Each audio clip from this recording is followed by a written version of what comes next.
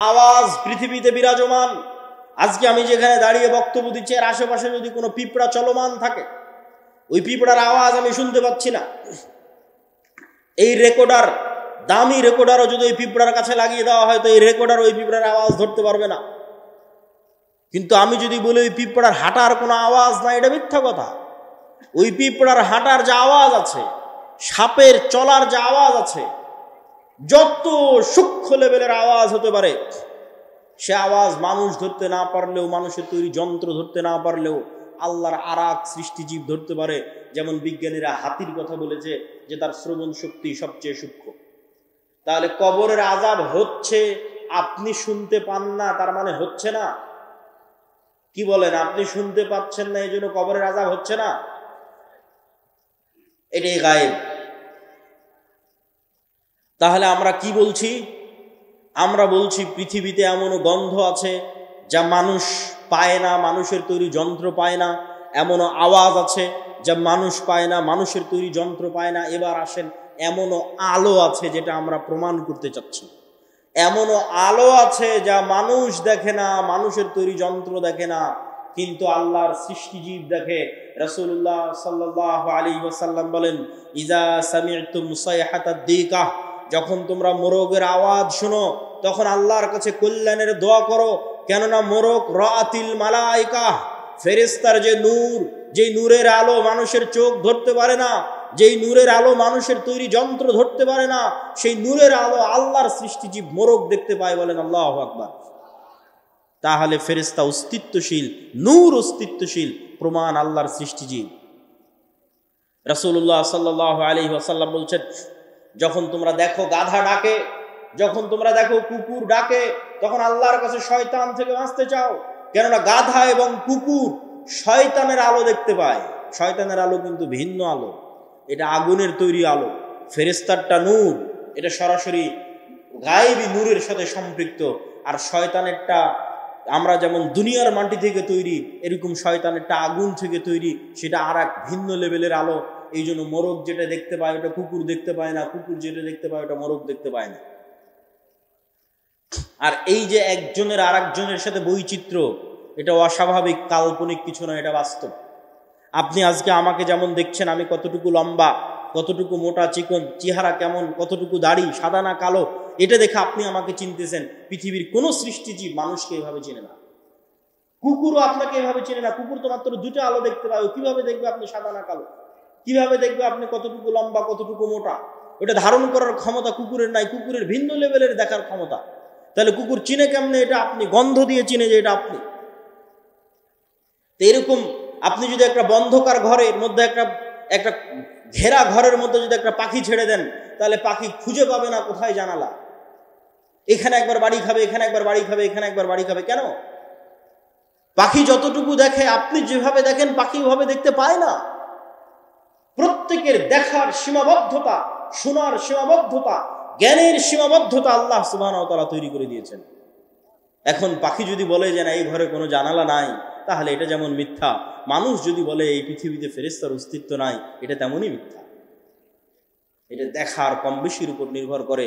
মানুষকে আল্লাহ 3D, ত্রিমাত্রিক জগতে আটকে রেখে দিয়েছে। এর বেশি ঊর্ধ্বে ওঠার ক্ষমতা মানুষের নাই। মানুষ সময়ের সাথে আবদ্ধ, মানুষ আলোর সাথে আবদ্ধ। সময়ই আলো, আলোই সময়। আর এই পৃথিবী আর মানুষের এই যে 3D জগৎ, এই কয়টার মধ্যেই সীমাবদ্ধ। সম্মানিত উপস্থিতি, তাহলে আমরা প্রমাণ করছিলাম যে পৃথিবীতে এমন অদৃশ্য কিছু আছে যা মানুষের পক্ষে দেখা সম্ভব নয়, মানুষের তৈরি যন্ত্রের পক্ষে দেখা সম্ভব নয়। সেই রকম এক অদৃশ্য অস্তিত্বের নাম ফেরেশতা, যারা এখনো এখানে আছে। এবার চলেন, ফেরেশতাদের উপর সাহাবীরা কেমন লেভেলের বিশ্বাস রাখত, তাহলে আপনি বুঝতে পারবেন আপনার কোন লেভেলের বিশ্বাস দরকার। ফেরেশতাদের সাথে সাহাবীদের বিশ্বাস সম্পর্কে দ্রুত কয়েকটা হাদিস বলে আমার বক্তব্যের শেষের দিকে চলে যাওয়ার চেষ্টা করব। সম্মানিত উপস্থিতি,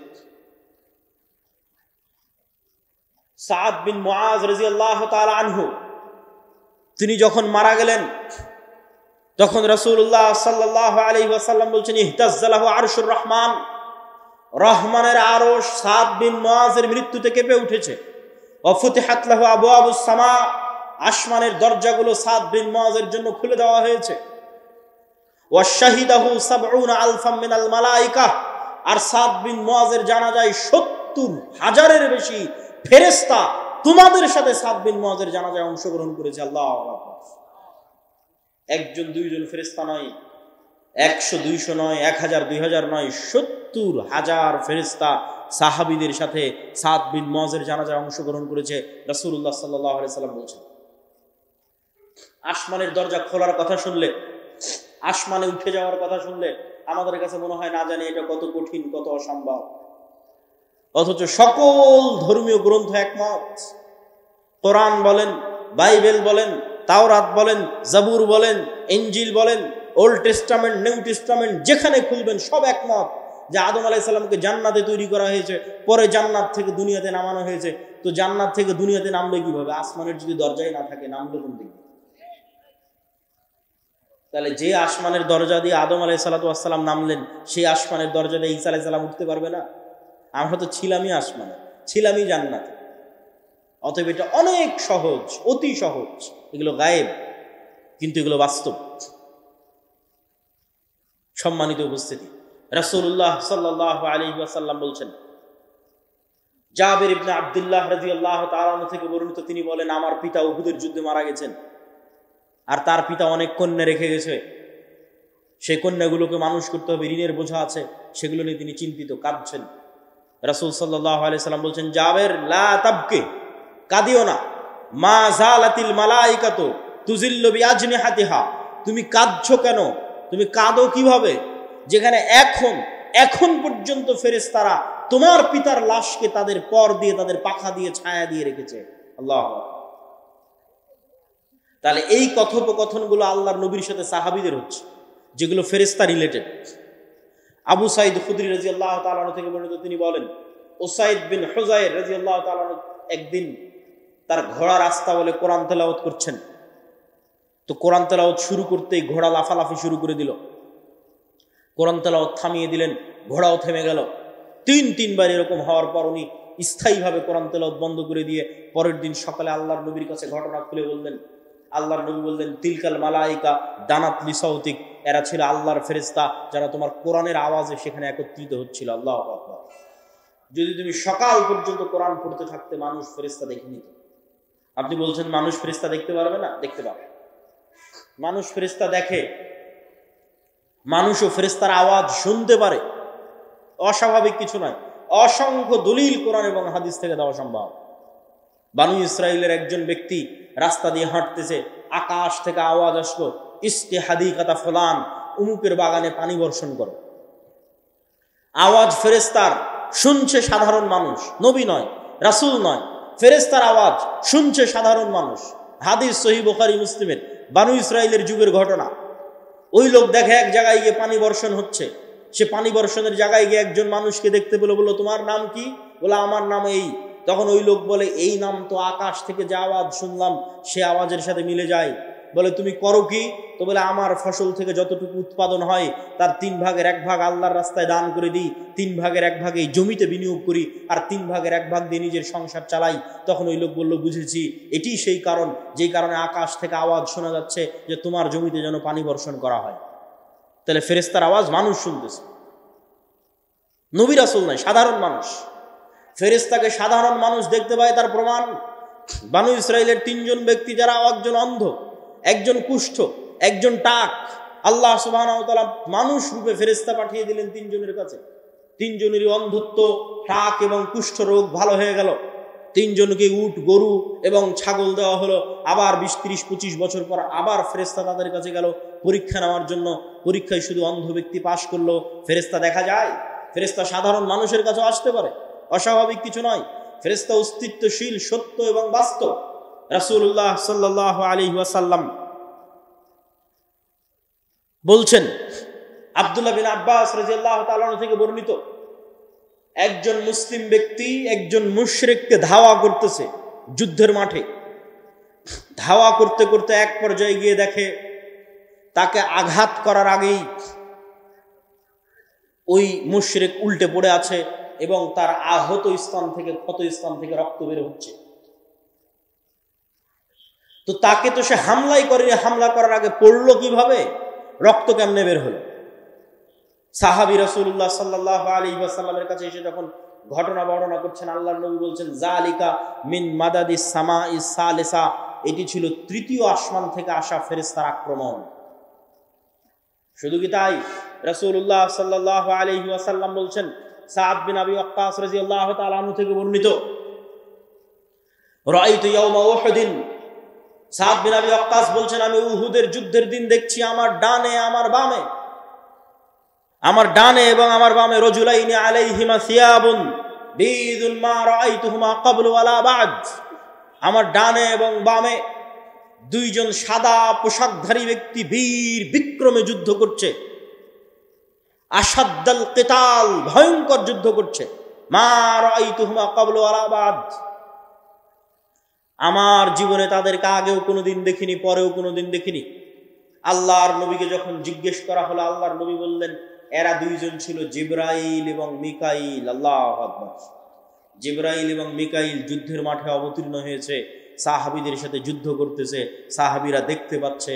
হাদিস সহিহ, অসংখ্য হাদিস এবং অসংখ্য কোরআনের আয়াত।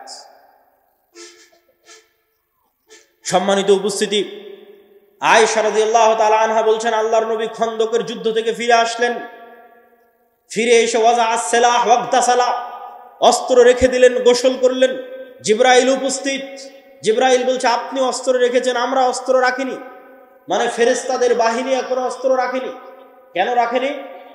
তিনটা ইহুদি গোত্র, বানু কুরাইজা, বানু কায়নুকা, বানু নাজির গাদ্দারি করেছে মুহাম্মদ সাল্লাল্লাহু আলাইহি ওয়াসাল্লামের সাথে। আল্লাহর নবী সাহাবীদের বললেন, ফেরেশতা বাহিনী এখনো অস্ত্র রাখেনি, চলো, যুদ্ধ এখনো শেষ হয়নি। আনাস রাদিয়াল্লাহু তাআলা আনহু বলছেন, কাআন্নী আনজুরু ইলাল গুবারি সাতিআন ফি যুকাকি বানি গানাম, আল্লাহর নবী যখন আমাদের নিয়ে পুনরায় রওনা দিলেন, আমরা যখন কোনো গাড়ি বহরে যাই, তখন সামনে যদি 50-100টা মোটরসাইকেলের শোডাউন থাকে, তাহলে ধুলায় যেমন রাস্তা অন্ধকার হয়ে যায়। আনাস রাদিয়াল্লাহু তাআলা আনহু বলছেন, সাহাবীদের বাহিনীর আগে জিবরাইলের বাহিনীর ঘোড়ার পদাঘাতে ধুলায় অন্ধকার হয়ে গেছে রাস্তা। আল্লাহু আকবার। তাহলে সাহাবীরা স্বচক্ষে ফেরেশতাদের দেখতেছেন, ফেরেশতাদের সাথে যুদ্ধ করতেছেন। সম্মানিত উপস্থিতি, তাহলে সাহাবীদের ফেরেশতাদের উপর ঈমান কোন লেভেলের ছিল, আমার এবং আপনার ঈমান ফেরেশতাদের উপর কোন লেভেলের? মুখে বলে দিলাম আমানতু বিল্লাহি ওয়া মালাইকাতিহি, আল্লাহর উপর ঈমান আনি, ফেরেশতার উপর ঈমান আনি, ঈমানই নাই। সাহাবীদের ঈমানের সাথে মেপে দেখেন। বক্তব্যের শেষে চলে এসেছি। বক্তব্যের শেষে এতটুকু বলতে চাই, শয়তান মানুষের শত্রু, ফেরেশতা মানুষের বন্ধু। আপনি যাকে যতটুকু অ্যাক্সেস দিবেন, আপনার ওয়াইফাইয়ের অ্যাক্সেস যেভাবে দেন, কিউআর কোড স্ক্যান যেভাবে শেয়ার করেন, যাকে যতটুকু অ্যাক্সেস দিবেন সে আপনার আশেপাশে সেভাবেই থাকবে। রাসূল সাল্লাল্লাহু আলাইহি ওয়াসাল্লামকে জিবরাইল বলতেছে মেসওয়াক করতে, মেসওয়াক করতে করতে মাড়ি ছিলে গেছে, গোস্ত উঠে যাচ্ছে। আল্লাহর নবীর মতো পবিত্র মুখে যদি জিবরাইলের কষ্ট হয়, আর আপনারা যারা এখানে উপস্থিত আছেন, আপনাদের এই গোদাগাড়ি মাটি কাটার মানুষ যারা প্রতিদিন বিড়ি আর সিগারেট টানতেছে, ওর মুখের মধ্যে শয়তান আছে না ফেরেশতা আছে? আল্লাহর নবীর পবিত্র মুখে যদি জিবরাইলের এত কষ্ট হয়, তাহলে বিড়ি আর সিগারেটের গন্ধে ফেরেশতা আসবে? বিড়ি সিগারেটের গন্ধে ফেরেশতা আসবে? অসম্ভব। তাহলে সিদ্ধান্ত আপনার, আপনি কাকে জায়গা দিচ্ছেন। বাড়িতে ঢোকার সময় যদি সালাম দিয়ে প্রবেশ করেন, বিসমিল্লাহ বলে খাবার খান, টয়লেটে প্রবেশ করেন দোয়া করে, বাড়ি থেকে বের হন দোয়া পড়ে, ওযু করেন, 5 ওয়াক্ত সালাত আদায় করেন, তাহলে ওখানে ফেরেশতার রাজত্ব, নূরের রাজত্ব, হৃদয়ে প্রশান্তি, বাড়িতে শান্তি। আর যদি সব সময় পেশাব করে পানি নেওয়ার নাম নাই, অপবিত্র, সারাদিন বিড়ি সিগারেটের দুর্গন্ধ, সালামের নাম নাই, কোরআনের নাম নাই, ওযুর নাম নাই, ফরজ গোসলের নাম নাই, তাহলে শয়তানের গোলাম। তার হৃদয়ে, তার কালবে নূর মারা গেছে, তার বাড়িতে শয়তানের রাজত্ব, বরকতবিহীন বাড়ি। সম্মানিত উপস্থিতি, এভাবেই পৃথিবী চলতেছে, এটি পৃথিবীর রিয়ালিটি। আপনি নিজেও পরীক্ষা করতে পারেন। আপনি একদিন নিয়ত করেন যে আগামীকাল ফজরে উঠব, নিয়ত করবেন যেভাবে বিমান থাকলে, ঢাকার বিমান থাকলে নিয়ত করেন, এসএসসি এইচএসসি পরীক্ষা থাকলে নিয়ত করেন, ওই লেভেলের নিয়ত করেন। নিয়ত করার পর আপনাকে মোবাইলের অ্যালার্মও দেওয়া লাগবে না, মানুষকে বলাও লাগবে না যে আমাকে ফজরে উঠিয়ে দিও। কেননা রাসূল সাল্লাল্লাহু আলাইহি ওয়াসাল্লাম বলছেন, কেউ যদি আয়াতুল কুরসি পড়ে পবিত্র অবস্থায় ঘুমানোর সুন্নাত অনুযায়ী ঘুমায়, তাহলে ফজর পর্যন্ত আল্লাহর পক্ষ থেকে একজন ফেরেশতা তার মাথার কাছে দায়িত্ব পালন করে। আল্লাহু আকবার। তাহলে ফজরে উঠাতে আপনাকে অ্যালার্মও লাগবে না, ফজরে উঠাতে মানুষও লাগবে না, কেন আপনার মাথার কাছে ফেরেশতা দায়িত্বরত আছে। আমি বলিনি, রাসূল সাল্লাল্লাহু আলাইহি ওয়াসাল্লাম বলছেন, বাস্তবে আপনি পরীক্ষা করে দেখতে পারেন। সম্মানিত উপস্থিতি, বক্তব্যের শেষে চলে এসেছি। আজকের বক্তব্যের সারমর্ম কি? আমাদের একটা প্রজন্ম দরকার, যে প্রজন্ম ঈমান বিল গায়বের উপর ইয়াকিন রাখবে, তাহলে ওদের কোনোদিন কম্প্রোমাইজ করা লাগবে না। সাহাবীরা যখন যুদ্ধের মাঠে গেছে, স্বচক্ষে ফেরেশতার সাহায্য দেখে কেউ যদি যুদ্ধ করতে যায়, তাহলে দুনিয়াবী শক্তির উপর জীবনে ভরসা করবে না। ও তো স্বচক্ষে ফেরেশতার সহযোগিতা দেখেছে, আল্লাহর পক্ষ থেকে পাঠানো ফেরেশতা। সম্মানিত উপস্থিতি, তাহলে ঈমান বিল গায়বে ইয়াকিন লাগবে, আর নেতৃত্বের তৈরি হওয়া লাগবে। একটা প্রজন্ম লাগবে, যে প্রজন্ম ন্যায়পরায়ণতা, সত্যবাদিতা, আমানতদারিতার উপর বড় হবে, যেই প্রজন্মের ঈমান বিল গায়বে ইয়াকিন থাকবে, যেই প্রজন্ম আল্লাহর নবী এবং আল্লাহর দ্বীনে চুল পরিমাণ কম্প্রোমাইজ করবে না। পাশের দাদাবাবুরা তাদের ওই গোমূত্র পানকে, তাদের ওই গোবরপূর্ণ দিন এবং ধর্মকে, ভ্রান্ত দিনকে, যেই দেশ তৈরি হয়েছিল সেকুলারিজমের উপর, ধর্মনিরপেক্ষ মতবাদের উপর, সেই রাষ্ট্রে তারা কট্টর হিন্দুত্ববাদ প্রতিষ্ঠা করেছে। আর যেই বাংলাদেশ 47-এ ইসলামের উপর প্রতিষ্ঠিত হয়েছে, সেই বাংলাদেশের সব রাজনৈতিক দল, সেই বাংলাদেশের সব মুসলমানেরা বলে, না আমরা অনেক বড় সেকুলার, আমরা অনেক বড় ধর্মনিরপেক্ষ মতবাদে বিশ্বাসী, আমরা কেউ মৌলবাদী নই। এই ভয়টা কোথায় থেকে তৈরি হয়? নিজের দিনের উপরে এই কঠোরতা আসে না কেন? ইবনে খালদুন বলেছেন, রাষ্ট্র আসাবিয়া ছাড়া তৈরি হওয়া সম্ভব নয়। দিনের উপর যে যত কট্টর, যেই দিন বাংলাদেশের মুসলমানেরা তাদের দিনের উপর কট্টর হয়ে যাবে, ওই দিন বাংলাদেশ স্বাধীন হয়ে যাবে। এটা হলো স্বাধীনতার একমাত্র মূলনীতি, আসাবিয়া, নিজের দিনের উপর কঠোর হওয়া, শেষ, স্বাধীন। আর যতদিন কম্প্রোমাইজ করে বলবে যে না আমি সেকুলার, আমি ধর্মনিরপেক্ষ, আমি অমুক, ছাড় দিবে, তাদের ঈমান এখনো ঠিক হয়নি, ঈমান বিল গায়বে এখনো বিশ্বাস নেই, ঈমান বিল গায়বে বিশ্বাস তৈরি হয়নি। তাহলে ঈমান বিল গায়বে বিশ্বাসওয়ালা, ইয়াকিনের লেভেলে বিশ্বাসওয়ালা, সৎ এবং ন্যায়পরায়ণ একদল প্রজন্ম লাগবে, যারা আমল সালেহের মাধ্যমে আসমান থেকে গায়বী মদদ কেটে নিয়ে আসতে পারবে। সালাত সেই আমল সালেহ যা আসমান থেকে গায়বী মদদ কেটে নিয়ে আসে। রাতের সালাত সেই আমল সালেহ যা আসমান থেকে গায়বী মদদ কেটে নিয়ে আসে। জিকির সেই আমল সালেহ যা আসমান থেকে গায়বী মদদ কেটে নিয়ে আসে। এই জন্য যুদ্ধের মাঠেও সালাত আদায় করতে হয়। কেননা দুনিয়াবী শক্তি দিয়ে মুসলমানদের বিজয় সম্ভব নয়। দুনিয়াবী শক্তি দিয়ে মুসা আলাইহিস সালামের বিজয় হয়নি, দুনিয়াবী শক্তি দিয়ে অতীতেও কোনোদিন মুসলমানদের বিজয় হয়নি। মুসলমানদের লাগবে ঈমান বিল গায়বি ইয়াকিন, লাগবে সত্যবাদী আমানতদার একদল প্রজন্ম, যারা আমল সালেহ দিয়ে আসমান থেকে গায়বী মদদকে টেনে নিয়ে আসতে পারবে। তাদের হাতে ইসলামের বিজয় সূচিত হবে। আল্লাহ সুবহানাহু ওয়া তাআলা কবুল করুক। বক্তব্যের শেষে চলে এসেছি। এই যে আপনাদের সাথে সাক্ষাৎ, এই যে আপনাদের সাথে মোলাকাত, এটা যদি অস্থায়ী একদিনের সাক্ষাৎ হয় তাহলে হবে না, এটাকে স্থায়ী রূপ দিতে হবে। আর এই স্থায়ী রূপ দেওয়ার এক নম্বর বড় মাধ্যম মাসিক আল ইতিসাম। কোথায় বছরে বাংলাদেশের 600-র অধিক উপজেলায় আমরা কয়দিন যাব, কতবার, কিভাবে যাব? পুরো বছরে যদি 100টা প্রোগ্রামও করি তবুও এক বছরে 600টা উপজেলায় যাওয়া যাবে। তাহলে আপনার এখানে একবার না দুইবার না তিনবার মিস হতেই পারে। যেমন গতবার আমাদের আসা হয়নি, আবারও হয়তো সামনে 1-2-3 বছর না আসা হতে পারে। কিন্তু মাসিক আল ইতিসাম যদি আপনার বাড়িতে যাই, তাহলে প্রতি মাসে আমি আব্দুল্লাহ নিজে মাসিক আল ইতিসামে 3টে লেখা লিখি, সম্পাদকীয় লিখি, মিন্নাতুল বাড়ি লিখি, স্বাভাবিক একটা প্রবন্ধ লিখি। এই জন্য আজকে যারা এখানে উপস্থিত হয়েছেন, মনে করছেন আমাদের থেকে জ্ঞান নেওয়া প্রয়োজন, আমাদের সাথে সম্পৃক্ত থাকা প্রয়োজন এবং এটা দাবি, এটা হওয়া উচিত, প্রত্যেকে অনুরোধ জানাবো অন্তত মাসিক আল ইতিসাম নিয়ে যাবেন। 2 নম্বর সম্পৃক্ত হওয়ার উপায় আমাদের বই। যে বই থেকে আজকের আলোচনা করছিলাম সেটাও আমার লেখা বই, জানি না কয় কপি আজকে থাকবে। আল্লাহর পথে যাত্রা এই বইয়ের নাম। এটা ঈমান বিল গায়বের উপরই লেখা, ওখান থেকে আলোচনা করতেছিলাম। এবং এরকম আরও যত বই আছে, মিন্নাতুল বাড়ি হোক, ফিলিস্তিন হোক, শেখ আব্দুর রাজ্জাক বিন ইউসুফের সালাতের হোক, আব্দুর রহিমের নতুন বই রাসূলুল্লাহ সাল্লাল্লাহু আলাইহি ওয়াসাল্লাম দেখতে যেমন ছিলেন, যে কোনো বই যেটা আপনার পছন্দ হবে সেটা সাথে নেওয়ার চেষ্টা করবেন, পড়ার চেষ্টা করবেন। এই উম্মত পড়ার উম্মত। ইকরা বিসমি রাব্বিকাল্লাযী খালাক, ইকরা ওয়া রাব্বুকাল আকরাম। এই উম্মত জ্ঞানের উম্মত, জ্ঞানের উপরেই টিকে থাকতে হবে। 3, আমাদের সাথে স্থায়ী সম্পৃক্ত হওয়ার মাধ্যম মক্তব। এই গোদাগাড়ি অঞ্চলে আমি কত সফর দিয়েছি মক্তবের জন্য, জানি না এখন কয়টা মক্তব চলে। যারা প্রোগ্রামের আয়োজক তারাও মক্তব নিয়ে চিন্তা ভাবনা দায়িত্ব পালন করে কিনা সেটাও জানি না, কিন্তু আমার কাছে ওটাই গুরুত্বপূর্ণ, ওটাই দামি। আমি একদিনের এক ঘন্টার বক্তব্যে না আপনাকে সূরা ফাতিহা শেখাতে পারলাম, না দোয়া শেখাতে পারলাম, কিছুই পারিনি। কিন্তু আপনার গ্রামে যদি মক্তব চলে তাহলে প্রতিদিন ওখানে দোয়া কোরআন এগুলো শিখবে, আর সেগুলোর সাদাকায়ে জারিয়া আমরা রাজশাহীতে বসে ঘরে বসে পাবো। এটাই তো জীবনের সবচেয়ে বড় সফলতা। এই সাদাকায়ে জারিয়ার নেশাই তো আমরা পাগল। সেটা তৈরি করার জন্য আপনাদের পিছিয়ে এত পরিশ্রম, কিন্তু বুঝাতে পারি না। অতএব মক্তব যদি থাকে আরো স্ট্রং করা, না থাকলে আরো বিভিন্ন জায়গায় তৈরি করা। ট্রেনিং এর জন্য জামিয়া সালাফিয়া দাওয়া ইলাল্লাহর কাছে পাঠানো। 600 মক্তবের ইমাম ট্রেনিং নিয়েছে। আজকে এখনো 30-এর অধিক মক্তবের ইমাম ট্রেনিং এর জন্য জামিয়া সালাফিয়া ডাঙ্গিপাড়া বাবা রাজশাহীতে আছে। এই সমস্ত ট্রেনিং এর জন্য যে সমস্ত ইমামেরা আসে তাদের যাতায়াত খরচ আমরা দিই, থাকা খাওয়া খরচ আমরা দিই। সম্মানিত উপস্থিতি, 3 নম্বর উপায় হচ্ছে প্রতিষ্ঠানকে জামিয়া সালাফিয়ার সাথে অধিভুক্ত করা। যে কোনো প্রতিষ্ঠান, জামিয়া সালাফিয়া বাংলাদেশের শ্রেষ্ঠতম, বৃহত্তম, অন্যতম, দেশি বিদেশি ছাত্র শিক্ষক, উন্নত সিলেবাস, পড়াশোনা সব দিক থেকে বাংলাদেশের টপ 5, টপ 10 শিক্ষা প্রতিষ্ঠানগুলোর একটি। এই জামিয়া সালাফিয়ার সাথে সম্পৃক্ত হলে ছোট ছোট গ্রামের প্রতিষ্ঠানগুলোরও মান উন্নত হবে। শিক্ষা এবং জ্ঞানের মাধ্যমেই আমাদের বিপ্লব নিয়ে আসতে হবে। অতএব শিক্ষা এবং জ্ঞানকে গুরুত্ব দিতে হবে। 4 নম্বর, সুদের বিরুদ্ধে যুদ্ধ।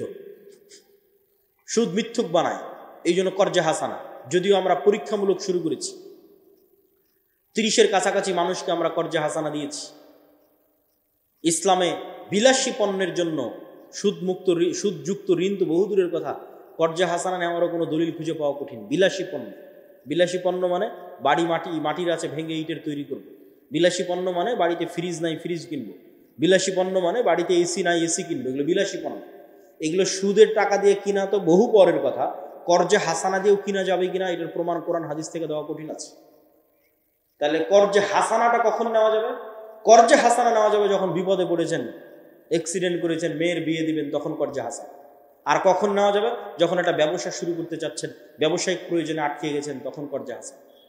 বিলাসী পণ্যের জন্য সুদের ঋণ বহু পরে কর্জে হাসানাও জায়েজ হবে কিনা, যে একটা মানুষ জিজ্ঞেস করবে যে আল্লাহ আমি কর্জে হাসানা দিয়ে এসি কিনবো, এটা জায়েজ হবে কিনা এটা আমি জানি।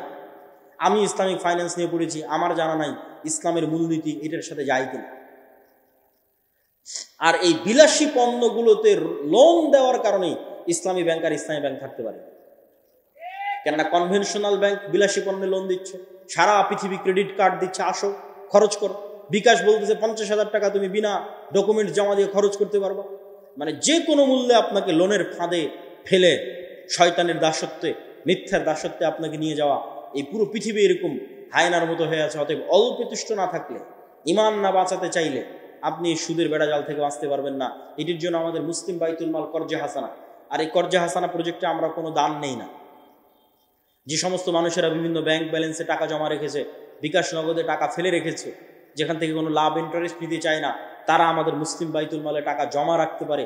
সেটারই অল্প কিছু পরিমাণ আমরা কর্জে হাসানা দিয়ে আবারও যখন তাদের ফেরতের দরকার তখন আমরা আবার ফেরত দিয়ে দিই। আলহামদুলিল্লাহ, অনেক মানুষ মুসলিম বাইতুল মালে তাদের টাকা জমা রেখেছে, যখন প্রয়োজন হচ্ছে তখন উঠিয়ে নিচ্ছে।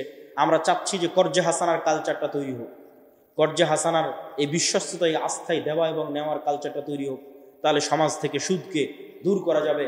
আল্লাহ সুবহানাহু ওয়া তাআলা আমাদের উপস্থিত জনগণ যারা আজকে এখানে উপস্থিত হয়েছেন সকলকে আজকের এই বক্তব্য থেকে জ্ঞান অর্জন করার এবং শিক্ষা নেওয়ার, ফেরেশতার সাথে বন্ধুত্ব, শয়তানের সাথে শত্রুতা, এই মূলনীতিতে যতদিন চলবেন জীবনে সফল হবেন। এই মূলনীতিতে চলার আল্লাহ সুবহানাহু ওয়া তাআলা আমাদের তৌফিক দান করুক। ওয়া আখিরু দাওয়ানা আনিল হামদুলিল্লাহি রাব্বিল আলামিন। আসসালামু আলাইকুম ওয়া রাহমাতুল্লাহি ওয়া বারাকাতুহু।